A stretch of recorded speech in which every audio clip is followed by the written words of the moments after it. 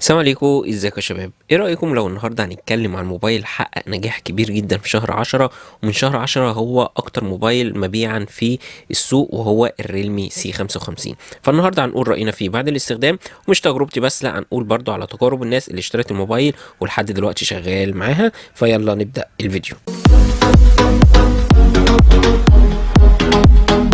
لو هنتكلم بقى عن الخامات والشكل، فالشكل هنا هتلاقيه جاي زي معظم التليفونات الموجودة حاليا، وهو الترند بتاع التليفونات. هتلاقي هنا العدسة من ورا كبيرة كده مع الفلاش، فالشكل انا شايفه حلو جدا.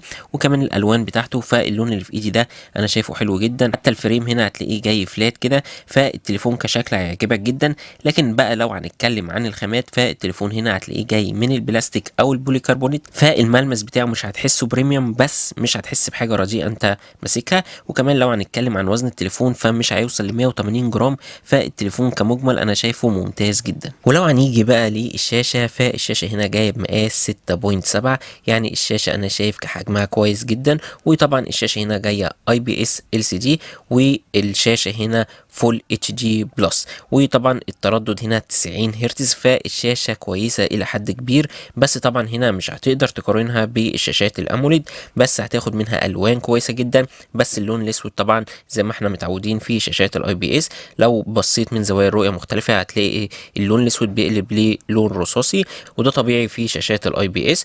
وهنا شده الاضاءه بتوصل ل 550 نتس في الاماكن المغلقه، لكن لو طلعت في الشارع او تحت اشعه الشمس هتلاقيها بتوصل معاك ل 660 نتس. وطبعا الرقم مش كبير قوي، بس هتقدر تتعامل عادي مفيش اي مشكله. وزي ما اتفقنا هنا ان الشاشه اي بي اس، فهتلاقي طبعا عندك زرار البصمه مش في الشاشه، لا هتلاقيها في زرار الباور. وزرار الباور انا شايفه سريع، فمفيش اي مشكله في حوار الشاشه. ونقطه مش عايزين ننساها، وهو ان في ناس كتير اتكلمت على ان في خيال بسيط جدا لو فتحت الشاشه او خليت الخلفيه بيضه جدا، فهتلاقي حوالين الكاميرا الاماميه في خيال اسود كده، وده طبيعي جدا في شاشات الاي بي اس. ولو هنتكلم عن الاداء، فهتاخد اداء كويس جدا، علشان هنا عندك المعالج الهيليو جي 88 بتقنيه ال 12 نانو، ومعاك معالج رسومي هنا مالي جي 52. مش هيأثر معاك في حاجه، تصفح ممتاز جدا، كل فين وفين هتحس بلاج خفيف جدا، والتنقل بين البرامج كويس جدا. بس لو فاتح كذا ابلكيشن وتيجي ترجع للابلكيشن الثالث او الرابع، هتلاقي بيعمل لك تحميل من الاول،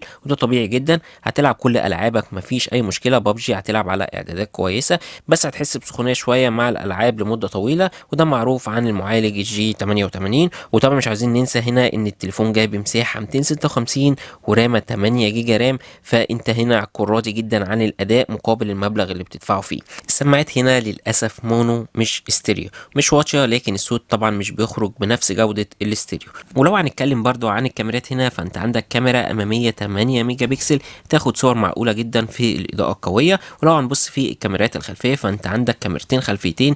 عندك اول كاميرا اساسيه 64 ميجا بكسل، هتاخد منها صور كويسه جدا في الاضاءه المظبوطه، يعني تاخد الوان جميله، تفاصيل واضحه، الصوره هتعجبك من الاخر. وعندك كاميرا تانية مساعده 2 ميجا بكسل للعزل. وطبعا مفيش هنا كاميرا تصوير عريض او تصوير الواسع. وطبعا الفيديو هنا فول اتش دي، يعني هيكون فيديو كويس جدا وواضح مفيهوش اي مشكله. طب لو هنتكلم عن البطاريه هنا، فجايه 5000 ملي امبير مع شحن سريع 33 واط، هتشحن من 0 ل 100% في اقل من ساعه، ودي حاجه كويسه جدا. بس طبعا هنا المعالج جاي بتقنيه ال 12 نانومتر، يعني مش بيحافظ على البطاريه، يعني استهلاكه اكبر من اي تليفون جاي مثلا 5000 ملي امبير، بس الفرق مش هيبقى كبير جدا. بس كمجمل البطاريه كويسه الى حد كبير جدا. طب من الاخر ايه اللي عجبني فيه؟ عندك شكل مميز والوانه ووزنه، عندك اداء كويس جدا على سعره او في الفئه بتاعته، عندك البطاريه وسرعه الشحن، عندك كاميرا خلفيه كويسه جدا، عندك الشبكات فيه ممتازه واقوى من غيره في الفئه بتاعته.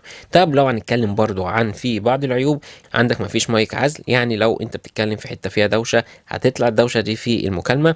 عندك الحواف بتاعته كانت ممكن تكون افضل من كده. عندك مفيش كاميرا للتصوير العريض او التصوير الواسع. ونرجع ونقول من الاخر التليفون في الفئه دي هو اللي مكتسح السوق، وده يستحق على سعره اللي حاليا وصل ل 7350 جنيه مصري، او 550 ريال سعودي او درهم اماراتي. دي كانت مراجعه للسي 55. متنساش الاشتراك، واشوفكم الفيديو الجاي. سلام.